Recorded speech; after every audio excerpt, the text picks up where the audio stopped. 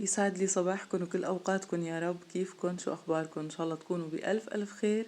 اليوم راح أقدم لكم وصفة حلو صحية مناسبة للدايت بهاي الأوقات، مغذية ومشبعة وسهلة التحضير، وبتقدري تتحكمي بالمكونات تبعها حسب المتوفر عندك وحسب رغبتك.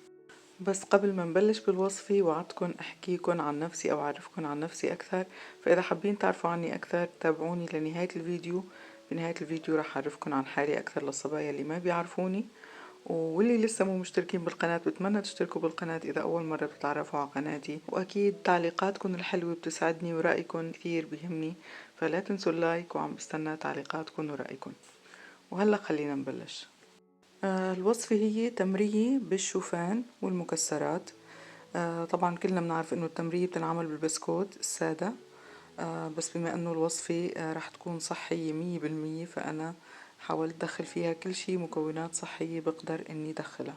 طبعا بالبداية بدي كيلو تمر او معجون تمر يكون طري واشقر نوعية منيحة، وبدي كيلو من رقائق الشوفان، وكمان بدي زبدة صحية، زبدة تكون حيوانية، بدي حوالي 50 غرام أو ملعقة. ومكسرات حسب المتوفر عندك. أنا راح أستخدم 200 غرام كاجو، 300 غرام جوز، 200 غرام فستق حلبي، وكمان راح أضيف لها بعض البذور الصحية مثل بذور الكتان والشيا، الكينوا، بذور اللقطين، فيك تضيفي بذور عباد الشمس، جوز الهند، سمسم. فحسب الرغبة وحسب شو متوفر عندك وحسب شو بتحبي تدخلي عليها مكونات. بالبداية رح حمص كل المكونات رح تتحمص بدون أي مادة دهنية، وكل نوع رح حمصه لحال. طبعا الهدف من التحميص اني اتخلص من الرطوبة بالشوفان مثلا، واعطيه نكهة هيك الشوي البسيطة. يعني شي بسيط، شي انه يشقر او يتغير لونه، او حتى ما في داعي يتغير لونه على اهدى درجة حرارة. وتطلع الروائح والنكهات اللذيذة منه، ويعطي قرشة طيبة بالوصفة.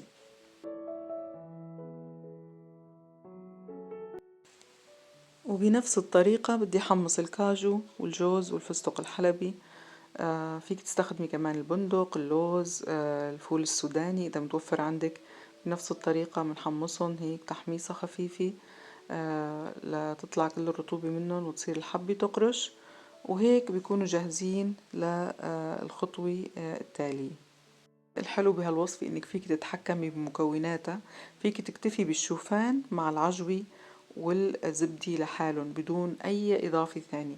فيك تتحكمي باي شي متوفر عندك لتدخليه بهالوصفة. بعد ما حمصت المكسرات بدي كسرهم شوي بالشوبك، عم حطهم بكيس عادي. بدي خلي منهم شوي لتزيين الوجه، ما راح احطهم كلهم لتزيين وجه الصينية، بس بدي احطهم مع بعضهم. شوفوا بدي اعطيهم تكسيرة خفيفة، يعني ما بدي كثير اني اطحنهم او خليهم يطلعوا ناعمين، لا، بدي شقف تطلع صغيرة وشقف تضلها محافظة على شكلها لحتى تعطي القوام المطلوب للوصفة. وهلأ بتشوفوا النتيجة النهائية. بعد ما حطيتهم بالكيس راح اخبطهم خبطة بالشوبك وبكونوا جاهزين. شوفوا ترى خلص هيك بس تنعيمة بسيطة. راح أضيفهم بالأخير بعد ما أجهز العجوة. هون عندي ملعقة زبدة، زبدة حيوانية حصرا يفضل يعني. أكيد فيك تستخدمي السمنة، فيك تستخدمي الزبدة النباتية، بس أنا عم بحكي هون عن وصفة صحية فيفضل الزبدة الحيوانية. حطيت ملعقة أو كبيرة أو ما يقارب 50 غرام، وحطيت كيلو عجوة. عجوة شقرة تكون نوعيتها منيحة، نكهتها طيبة تازة. شوفوا ما أحلاها طرية. بدي أقلبها على السمنة أو على الزبدة لحتى تتشرب كل المادة الدهنية، ولحتى تطرى أكثر مشان أقدر لم فيها كل المكونات اللي حضرتها مسبقا من الشوفان والمكسرات وباقي البذور. تقليب العجوة على السمنة هي لحاله وصفة. بتذكر نحن صغار كانت أمي الله يرحمها تشتري التمر وكانت تفقيه وتقلبه على سمنة، وكنا بعد الغدا نتحلى منه، وكيف بالخبز نغمس غماس. فهي الأكلة مرتبطة بذاكرتي وهي الرائحة، وبحبها كثير كثير كثير. فما بعرف إذا حدا منكم جربها. يمكن الصغير كمان بيستحلي وبيستطيب كل شي، بس فعلا العجوة مع السمنة هي لحالها حكاية. شوفوا كيف طريت وما أحلاها، بتجنن. صارت جاهزة لمني ضيف لها كل المكونات اللي حضرتها، واللي هني المكسرات المحمصين والشوفان المحمص، وراح أضيف لها كمان بذور الشيا مع الكينوا مع بذر الكتان مع بذر اللقطين. عندي خلطة عملتها ومجهزتها مع بعضها، وراح أضيف منها ملعقتين 3 لحتى أعطيها قيمة غذائية أكثر للوصفة. إذا لاحظتوا ما ضفت كل المكونات يعني مرة واحدة مع بعضهم، لحتى أقدر أتحكم بالعجينة. يعني ممكن أنا مثلا ليش حطيت المكسرات عندي كميتها قليلة، حطيتها بالأول، بعدين رح ضيف هدول البذور. شايفين هالخلطة ما أحلاها. أنا بجيب من كل شي شوي وبخلطهم مع بعضهم.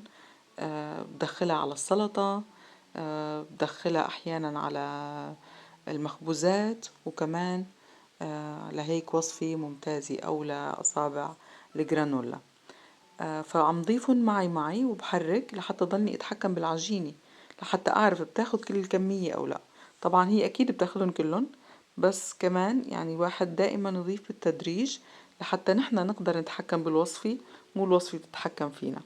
فأنا ضفت الأساسيات، وبعدين الشوفان عم ضيفه بالتدريج وبحرك على مهلي، وبعدين ضفت باقي الكمية لأني حسيت إنه بتاخد الكيلو كله. بحركهم مع بعضهم ولسه النار تحتيهم شغالة، بس كثير كثير نايصة، على أهدى درجة حرارة، لحتى تضل الزبدة سايحة، ولحتى العجينة أو معجون التمر يضل طري، وأقدر لم فيه كل هالمكونات. لو بدي شيلهم عن الغاز وارجع احط لهم المكونات اكيد رح تجمد هاي العجينة وما رح اقدر اتحكم فيها، ورح يكون الشغل اصعب بكثير. فهيك انا عم بتحكم فيها، عم دخلهم بقلب بعضهم لحتى يصيروا روح وحدة. ولا تنسوا رشة الملح، كثير بتضيف نكهة طيبة لهي الوصفة، بتظهر النكهات، وإضافة لا يمكن الاستغناء عنها الصراحة. يعني أنا حطيت رشة الملح بعد ما شلتهم عن الغاز وحركتهم، وكان لازم راحت عن بالي يعني، بس كان لازم ضفلها على الوش مع المكسرات. هلأ بتشوفوا بالخطوة الأخيرة كان لازم ضفلها بعض ذرات الملح الخشن، كانت طلعت لسه أطيب وأطيب. فعلا ذرة الملح بتاخد الوصفة لمكان ثاني. هون بعد ما جمعتهم مع بعضهم على النار، نزلتهم بهاي الجاط. بدي أضيف رشة الملح وبدي أعجنهم أكثر بإيدي، بس للأسف مو مصورة الكاميرا، خلصت البطارية وأنا عم صور، وكنت مفتكرة أنا بعدها عم بتصور. فإذا ضفت لهم الملح وعجنتهم بإيدي، وبعدين مديتهم بالصينية بعد ما كنت حاطت لها بكعبة نايلون غذائي لحتى يساعدني شيل التمرية من الصينية لما بدي قطعها بعد ما تبرد. عم مدن منيح، عم حاول سوي السطح. في عندي أنا هاي المدحلة الصغيرة أو الشوبك الصغير. طبعا تقدري تكبسي الصينية بصينية تاني أو بأي صحن أو بكاسي، كعب كاسي، المهم ياخدوا السطح مستوي.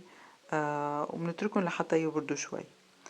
هون هاي الإضافة إلى فائدتين: أولا تعطي نكهة كتير طيبة للتمرية، ثانيا لحتى تمسك لي المكسرات اللي بدي أضيفهم على الوجه. التمرية الأصلية بضيفوا المكسرات على الوجه بعد ما يقلبوها على قطر. بحطوا القطر على النار، وبضيفوا طبعا القطر بيكون ثقيل، وبضيفوا المكسرات المحمصة وبيقلبوهم مع بعضهم لحتى يمسكوا بعضهم يصيروا مثل عجينة وحدة. وبعدين بمدوهن فوق التمرية، فالقطر بيمسك المكسرات وبيمسك التمرية من تحته، فبيعطي الوصفة جمال ولذاذة ونكهة بتجنن. بس بما انه الوصفة صحية فأنا ما بقدر أضيف القطر، فاستبدلته بالشوكولا المرة. أهم شي تكون نسبة الكاكاو بالشوكولا أقل شي 70، فأنا ذوبتن وراح مدن على وجه الصينية. طبعا أنا استخدمت قالب ونص، ما يعادل 200 غرام شوكولا. بتعطي نكهة طيبة، بتخفف شوي من حلاوة التمر، وبنفس الوقت تمسك لي المكسرات على الوجه، وبتعطي منظر الطبقات الحلو بالوصفة. بالإضافة إلى أن هي بتظهر لي جمال المكسرات على الوجه، لأنه بتعرفوا التمرية بتبين شكلها معجوقة شوي، بينما هاي السطح السادة بيظهر لي جمال المكسرات على الوجه، بيعطيها ثقل أكثر. كمان لا ننسى أنه الكاكاو له فوائد كتير، يعني الشوكولا الداكنة إلها فوائد كتير. لما تكون نسبة السكر فيها كتير قليلة فهي كمان عم بتضيف قيمة غذائية للوصفة. شوفوا كيف مديتهم، يعني طبقة رقيقة كتير. وهيك بتكون وصفتنا تقريبا جاهزة.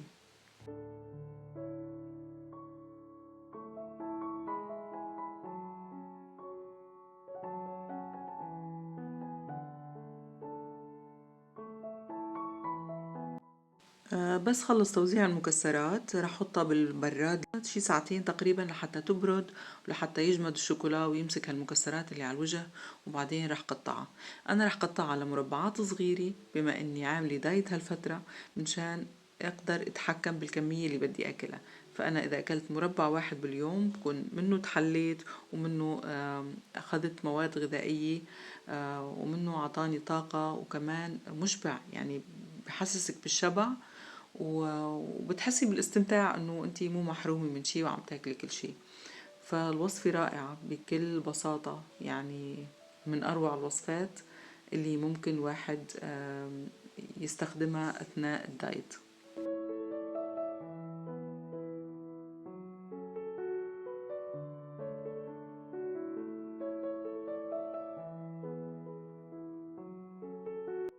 وهيك بيكون شكلها النهائي بعد ما بردت وجمدت الشوكولا. هلا رح شيلها من الصينية ورح قطعها. وشوفوا شو فائدة النايل وقديه بيساعدني وبيسهل علي العمل. بكل بساطة شلتها من الصينية. وهلا رح شيل النايل واتخلص منه وقطع التمرية لمربعات، فيك تقطعيها الأصابع.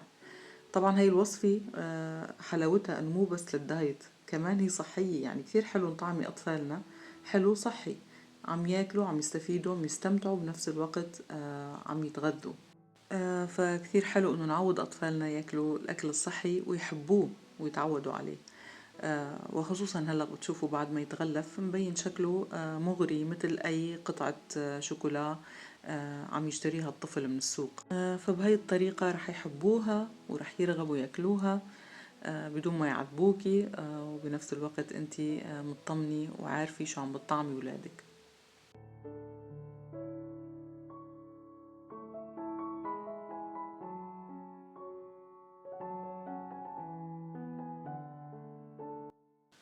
شو رأيكم بهالجمال؟ شوفوا هالقطعة عن جد بتشهي، يعني مو بس شكلها حلو، نكهتها بتجنن. يعني مو انه يعني مثل معمولة بمواد صحية انه مو طيبة، ولا اطيب من هيك وصفة. نكهات متعادلة مع الشوكولا، مع رشة الملح، تحميصة الشوفان مع المكسرات، مع طعمة التمر اللي اكثر من رائعة. وصفة بتاخدكن على عالم ثاني، من اطيب الوصفات، عن جد بتجنن.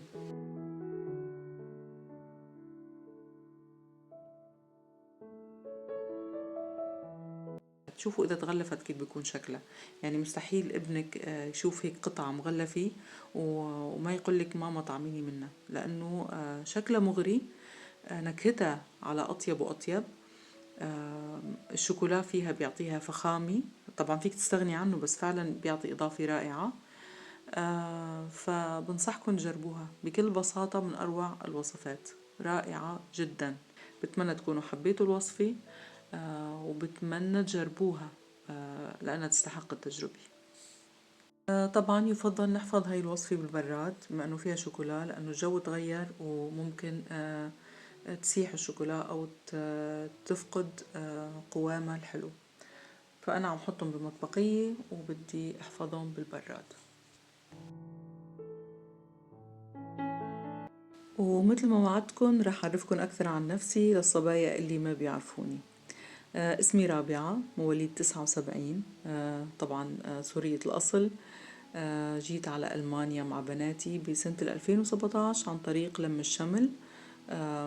متزوجة من سنة 2004. مهنتي الأصلية هي مدرسة لغة إنجليزية.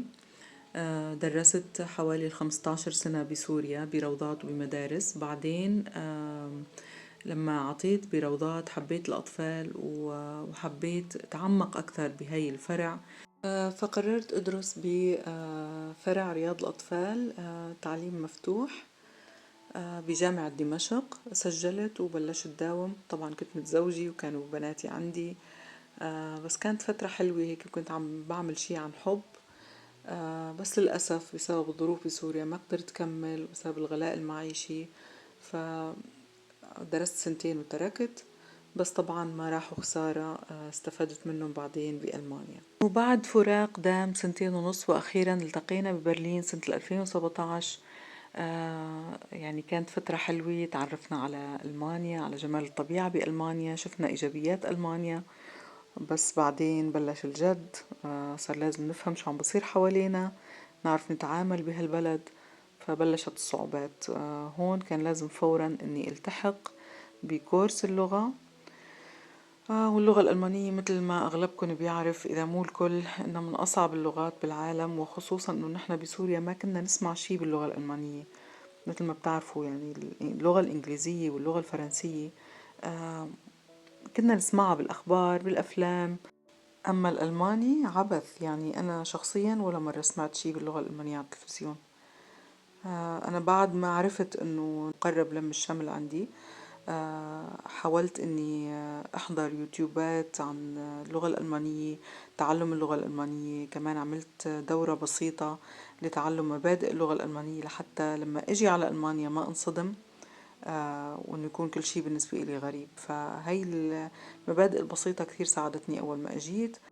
فلما التحقت بكورس الاندماج اللي هو عبارة عن 3 مراحل للغة الألمانية زائد الكورس السياسي. مراحل اللغة الألمانية الثلاثة الأولى هي A1 A2 B1، مغلبط دائما بين الأحرف الإنجليزية واللفظ الألماني. زائد الكورس السياسي اللي هو بيعلموكي كيف تفهمي سياسة البلد، قوانين البلد، جغرافيا البلد، دستور البلد. فهني هدولي بيجوا كورس واحد، ضروري انه نجتازهم. فخلصت منهم وبعدين قررت اني كمل رياض اطفال، وكان مطلوب لمستوى الاوس بيلدونج اللي هو تدريب مهني 3 سنين. كان مطلوب مستوى لغة B2. طبعا B2 هو المرحلة الرابعة من مراحل تعلم اللغة. كان لازم اجتاز الكورس لحتى احصل على مقعد بالاوس بيلدونج واللي هو التدريب المهني، لحتى اقدر كمل او ادرس رياض اطفال. اخذت الكورس، دورت على مدرسة بتعلم رياض اطفال، لقيت مكان وقبلوني، وكان علي بعض الأوراق قدمها، وكنت بدي شهر وبدي داوم. كان مشي الحال وكل الأمور تمام، وأنا خلاص يعني قررت إني بدي كمل رياض أطفال. بيوم من الأيام كنت بمنظمة الكاريتاس، كان في عنا رسائل جايتنا ومطلوب منا أوراق، وما كنت فهماني كل شي مطلوب وبدي مساعدة، وهيك منظمات بتساعد هون اللاجئين. فرحت وبالصدفة عم تسألني الموظفة الألمانية إنه شو ناوية تعملي هون، شو ناوية تدرسي، شو ناوية تشتغلي. فقلت لها لقيت مكان بمدرسة بدي أدرس رياض أطفال، لأنه أنا عندي خبرة بهاي المجال، دارسة سنتين وبدي كمل. فهوني قالت لي الموظفة، قالت لي لغتك الألمانية ممتازة، يعني اجتزتي مراحل مهمة خلال هاي الفترة القصيرة اللي انت فيها، فليش ما بتكملي بالجامعة؟ قالت لي درسي عمل اجتماعي مثلينا. نحن بحاجة نساء ناطقات باللغة العربية، وتكون لغتهم الألمانية منيحة ويشتغلوا بهاي المجال، لأنه فعلا نحن بحاجة مساعدة كمان، لأنه نحن الناس اللي عم تجي لعنا الناطقين باللغة العربية عم نعاني لنتفهم شو بدهم، أو هني ليفهموا شو المطلوب منهم. فنحن بحاجتك، فأنت إذا درستي بهاي الفرع فورا بتلاقي عمل بس تنتهي من الدراسة، وفرع حلو كتير وبنصحك تدرسيه. ففعلا غيرت لي كل مسار تفكيري. رحت على الجامعة، ولحسن الحظ الجامعة قريبة على البيت. سألت، عرفت شو الأوراق المطلوبة. كان بدي مستوى C1، وقدموا لنا برنامج تهيئة للدراسة كمان بالجامعة، فدرسنا سنة تحضير للدراسة بالجامعة. قدمت أوراقي، وهون استفدت من السنتين تبع رياض الأطفال اللي ما قدرت أكمله بسوريا، لأنه انطلبوا كشف علامات ليعرفوا مستواي إنه أنا خرج أدرس بالجامعة أو لا. فجبت كشف العلامات المترجم وعلى أساسه انقبلت بالجامعة، وهلأ أنا بالفصل الرابع. فعم بدرس بالعمل الاجتماعي بمجال العمل الخيري ومساعدة الناس، وهي المجال كثير كثير حبيته.